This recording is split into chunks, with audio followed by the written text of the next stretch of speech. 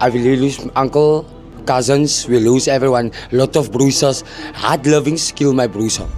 Manenberg, located in Cape Town's notorious Cape Flats, is a neighborhood often caught in the tight grip of gang violence. For many young men growing up here, life can be an endless cycle of fear, pressure, and survival. This was the reality for a young man named Solin Roman, who, from an early age, was exposed to the harsh realities of street life. Family members, neighbors, and even childhood friends often found themselves entangled with local gangs. As Solin himself described, "We lose a lot of brothers from Americana, you see. The point of view is my family. I will lose uncles, cousins, we lose everyone." His words paint a sobering picture of just how frequently death and violence struck his community. Even as a child, Solin found it hard to envision a bright future. The environment was dominated by daily shootings, territorial disputes, and a general hopelessness. The Americans had a powerful hold on the area. They were not just a gang. For many, they seemed like a twisted form of security. In the Cape Flats, especially Manenberg, the lines between surviving and succumbing can blur, and a gang can appear to be the only shield against relentless dangers lurking around every corner. From a young age, Solin had watched older family members struggle to protect themselves from rival gangs and even from people within their own circles. He lost uncles and cousins, as he put it, to hard lovings. The phrase itself might sound strange to an outsider, but in Manenberg, it's a grim reminder of the cruel initiation rituals, internal discipline, and brutal feuds that are often part of gang life.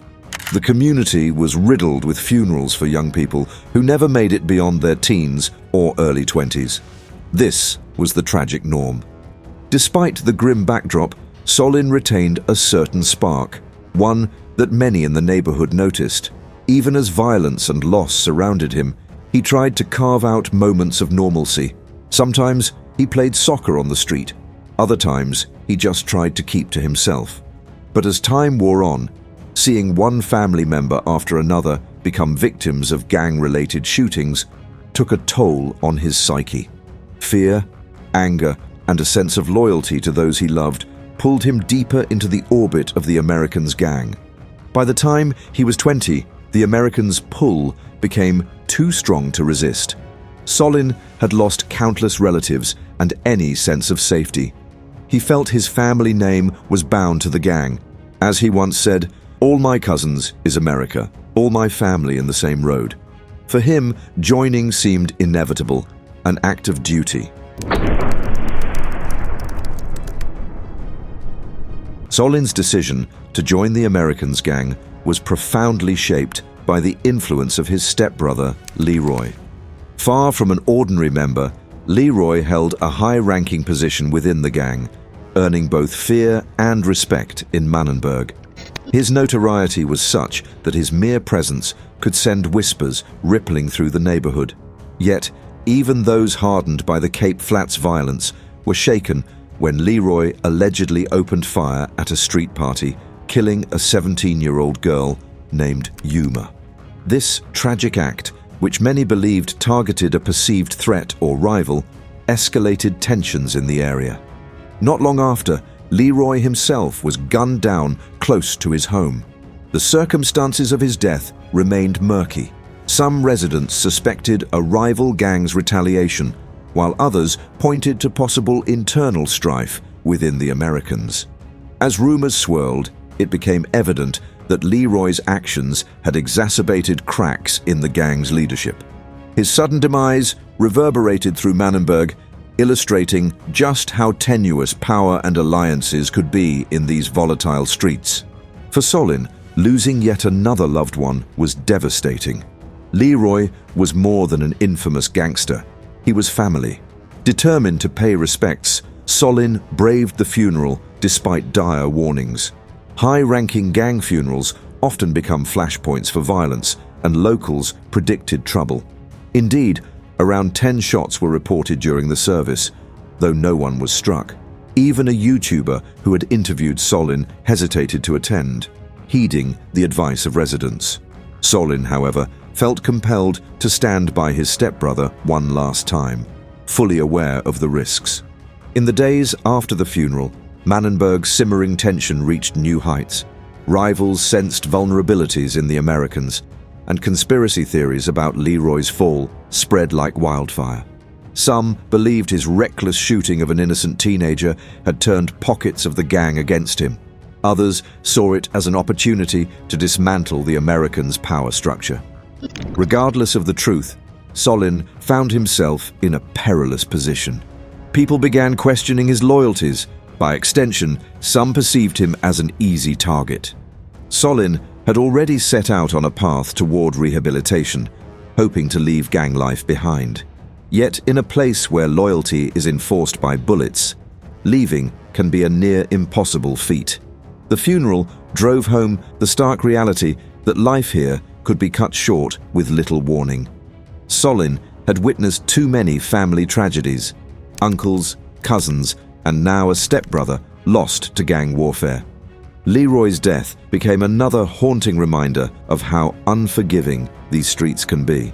With each day, Solin felt the watchful gaze of dangerous eyes tracking his next move, uncertain if he could escape the same fate.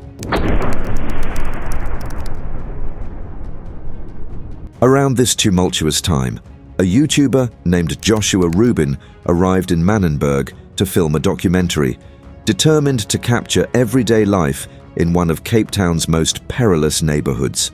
Featured on the Wide Awake podcast, his work aimed to humanize those often obscured by grim headlines of gang violence.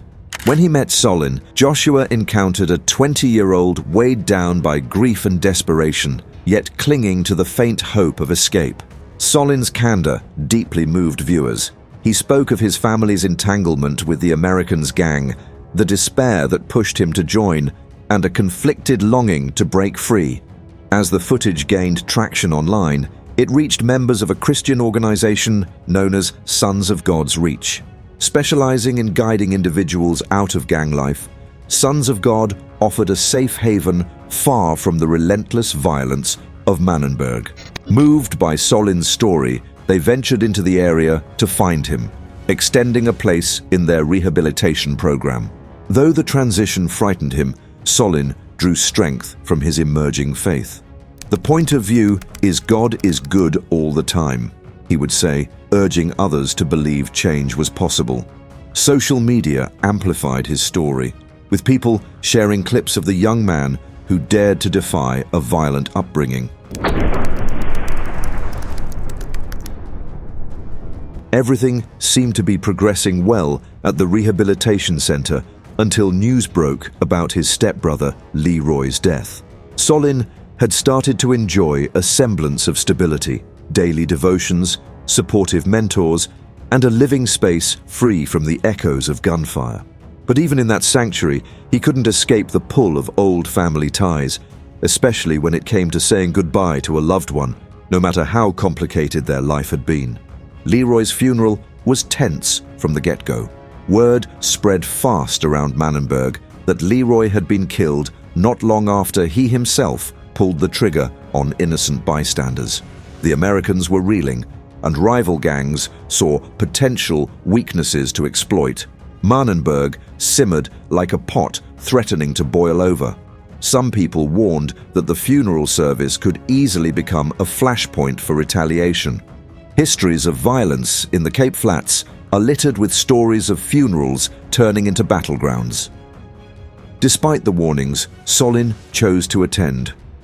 He wanted to mourn the loss of his stepbrother, a figure with whom he shared a complex history. But Solin did not attend alone. He was accompanied by a mixture of supportive friends and other family members who also felt the need to pay their respects. In many communities, funerals serve as emotional release points, gatherings where grief meets an undercurrent of tension. For anyone tied to or departing from a gang, a funeral can be as dangerous as the day Leroy was shot. After the funeral, Solin intended to return immediately to the Christian Rehabilitation program, wanting to finish his last few weeks there.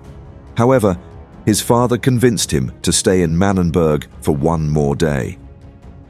Maybe his father felt that an extra day could help Solin reconnect with certain family members or handle any lingering matters following Leroy's burial. That decision, innocent as it seemed, set the stage for the harrowing events that would follow.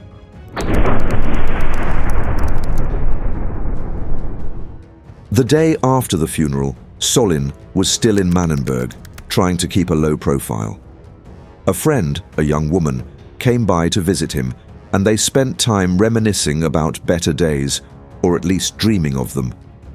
Manenberg, as dangerous as it was still home to Solin, filled with memories, both grim and precious. But trouble was brewing outside. Reports surfaced of tensions erupting again. People were said to be throwing rocks in the streets, and nerves were frayed from the funeral tensions that still hung in the air. As dusk began to gather, Solin decided to walk his friend home, concerned for her safety. In Manenberg, something as simple as walking down the road can be life-threatening. While they strolled through the dimly lit streets, a car approached at an alarming speed. Almost instantaneously, shots rang out. It's described by eyewitnesses as a drive-by shooting aimed directly at Solin. He felt the bullets rip through his body, and within seconds he was on the ground, bleeding. His friend was left horrified, trying to comprehend the chaos that had just erupted. The police responded to the incident, confirming that Solin was ambushed around 9:13 p.m. along Roster Road, known by locals as one of the deadliest roads in Manenberg. He was not the only one who got hit that night.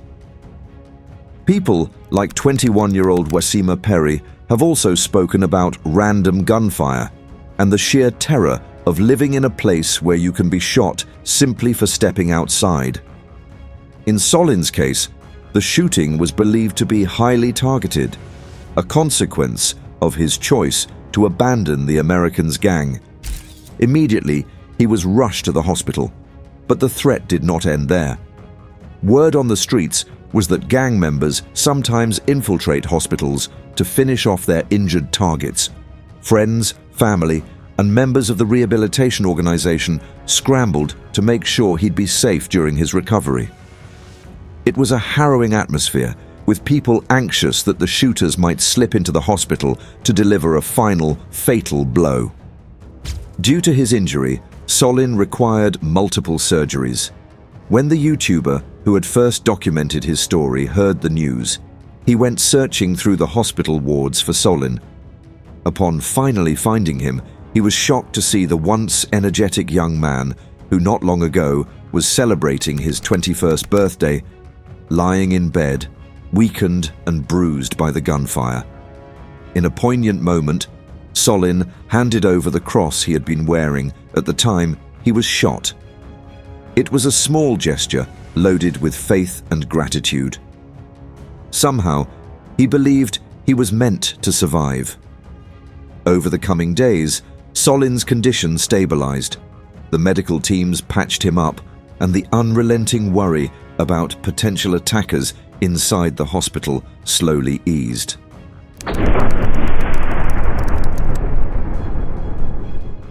A few weeks after his surgeries, Solin was well enough to leave the hospital. His friends from Sons of God wasted no time in bringing him back to their Christian rehabilitation program, recognizing that he needed a safe, structured environment to continue healing. Not just physically, but also spiritually and emotionally.